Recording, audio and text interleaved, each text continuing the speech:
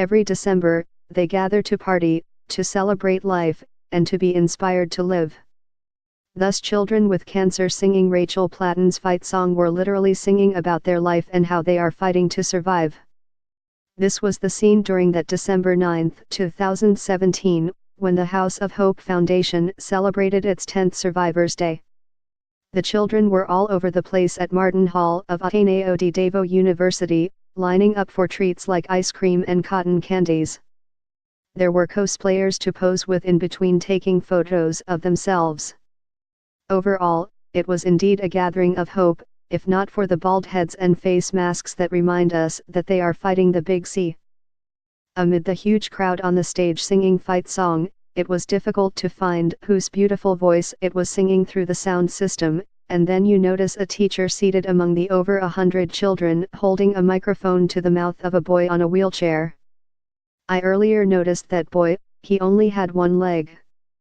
The other is cut up to the knee, a shoe covering the stump.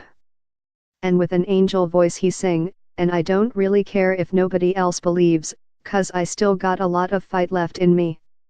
It was in 2010 when Drive.